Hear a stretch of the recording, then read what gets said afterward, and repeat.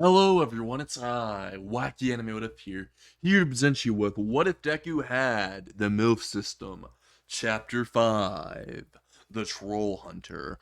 Currently, Izuku and Eri are both looking behind them towards Bular. Bular immediately tries to grab Izuku, and as Bular uses his right hand to grab Izuku, he gets him and starts to crush him slowly as he says, "Hand over the amulet, Troll Hunter."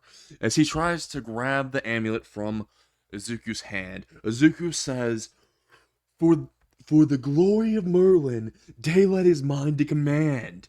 And the amulet starts to glow blue. As it glows blue, armor starts to form around Izuku. As the blue shiny armor forms around him and assembles, immediately knocks back Bular. And as Bular is on the ground from the shockwave of the transformation, Izuku is directly standing in front of Bular with one shiny greatsword in his hand and a pair of armor on. And as he looks directly at Bular, he says, "Come at me if you dare." And Bular just runs up towards him, and very quickly, Izuku would realize he had just fucked up. Izuku noticed that everything's in slow motion now. Izuku thinks, am I gonna die? Holy shit.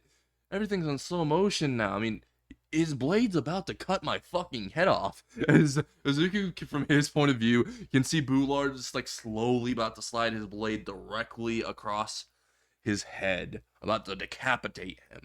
But as everything's so slow, Izuku thinks, oh, I won't be able to see my mom anymore. I won't be able to be a hero. I won't be able to save Eri. And as he starts to have this realization, all of a sudden, a garbage truck crashes into the side of Bular as the old man who is operating it says, "I hope no one saw that. Should have stayed in the road."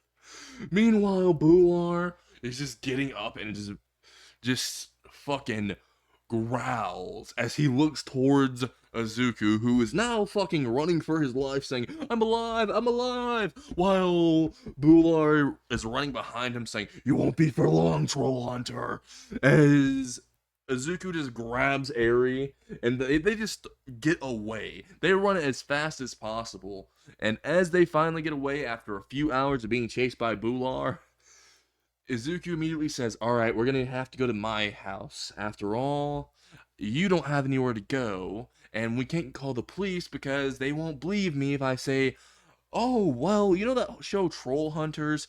Well, the fucking characters are fucking real.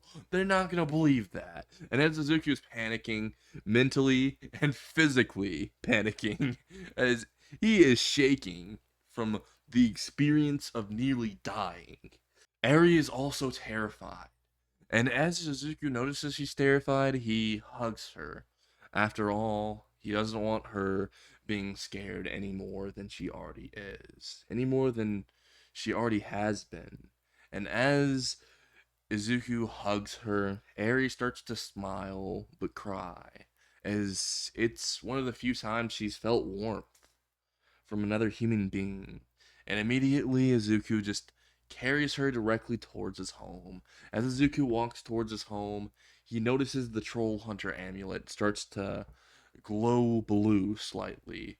As Izuku starts to look at it, he thinks, I don't need this damn amulet.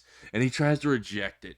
He throws it, and it immediately comes back and hits him in the balls. Izuku grabs his balls and falls to the ground, saying, "My fucking balls! Why does this amulet aim for the balls every time?" As the system screen pops up again, and ends up saying, "You do know that you're not going to be able to get rid of this amulet, right? Unless you want to hand it to Bular and in the world. After all, he'll release Gunmar." Immediately, Izuku says, "Well, I don't want to deal with all these problems." And as Izuku's starting to have a mental breakdown, Aries just hugging him. Meanwhile, Izuku has to pick up the amulet, and it'll just reappear near him, and he prefers to just already have it on him. So as he picks up the amulet and just takes Eri towards his home, he ends up noticing that right when he enters the house, that Inko's on the couch, just eating potato chips while watching TV. And while Inko just is watching TV, she suddenly looks at Izuku, then directly at Eri, and says, "Hey, you know when I meant when I said that I wanted grandbabies, I didn't mean that soon." Meanwhile, Izuku's just blushing and just shaking his head, saying, "No, no, no, no, no, no. You see, this kid isn't mine." Meanwhile, Inko just says, "Hold up, wait a minute. Those kids aren't that kid is not yours. Does that does that mean you stole the kid? Did you kidnap her, Izuku?" Meanwhile, Izuku's like, "Oh no. No, I didn't kidnap her. You see, I took her from a very bad man." And meanwhile, Izuku thinks, "Oh shit, I sound so suspicious." Meanwhile, Inko's already calling 911. Like, she's already dialed the number. She's about to press the call button. And Eri just screams out, "He was just helping me. I swear, he got me away from the bad man. I promise he didn't do anything wrong." Meanwhile, Inko just looks at Eri and says, "I was just kidding, sweetheart.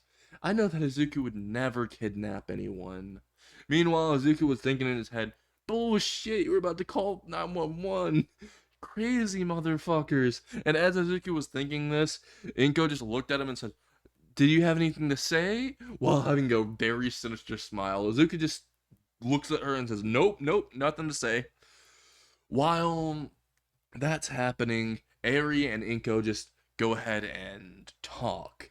And while they talk, Izuku just is in the backyard. It just holds the amulet and says, "For the glory of Merlin, daylight's mine to command." And blue armor appears around him, shiny blue armor, and as it assembles, a little shockwave of blue energy bursts from him. After the shockwave of energy, Izuku just notices that he has the armor around him, and he has the shiny blue greatsword. As he has it in his right hand, he looks directly towards the surrounding area and notices the shockwave didn't really do much damage, which he's happy for, as he didn't want to trash his mom's backyard, or he would get his ass beat. And Inko was looking out the window, just glaring at him, just having the "I'm watching you" face. While Izuku thinks, "I dodged a bullet by not wrecking the backyard." And as Izuku thinks this, he just lifts his right arm up and accidentally slices the tree that's right beside him. Izuku immediately thought, "Whoopsies! I forgot that I had a fucking sword in my right hand. And also, that's my mom's favorite tree." Oh shit. All of a sudden, Izuku can hear fucking Banshee screaming. No, no, no. She can hear the screaming from Black Ops 2 zombies. He ends up looking towards the house, directly towards the window in the kitchen, seeing his mom just look at him directly into his soul and fucking jump out that window and run at him like a fucking zombie. Izuku started running and screaming like a girl, screaming, "Help me! I need an adult!" And immediately Inko from behind him, still chasing him, screams back, "I am an adult!" While Izuku screams, "I need a different adult." Inko would finally have caught Izuku by the left arm, and immediately Izuku thought, "At least I have my armor on, so what she's gonna do probably isn't gonna be half as bad." All of a sudden, the armor from the amulet just crumbles and just goes back into the amulet. As Izuku sees the amulet drop to the ground, Izuku just looks towards his mom, seeing that she has the belt in hand, and Izuku just looks at the amulet and says, "You motherfucker," before getting his ass absolutely whooped by that belt, as Inko was just on him immediately, just right in front of him, grabbed him, and just whooped that ass, as Izuku screaming, "No, no, help, help," while just saying, "Mercy." All of a sudden, Inko's voice goes deeper, as Inko says, "There is no mercy for vengeance," as she starts whooping him even harder. As Izuku says, "You're not Batman, we talked about this." As this is happening, a man named Steve, who lives next to Izuku and Bakugou, is just thinking, Oh no, I really need to move. I swear. I live next to some weird and deranged people. He immediately says this while he pours the milk into his cereal bowl, and then he pours the cereal in right afterwards. Meanwhile, he looks towards his girlfriend who's right beside him, who he just started dating 2 weeks ago off of Tinder. Her name is Rachel. Rachel is looking at this man like he's a whole serial killer, as this man has just committed a horrible crime. And immediately Rachel says, I should not have went on Tinder. Why Tinder? Why? I'm gonna get fucking murdered. I need to make an excuse to get out of here. And that is where I end the what if. I hope you all enjoyed. And if you did, make sure you destroy that like button and make sure you obliterate that subscribe button. And I'll see you all next time.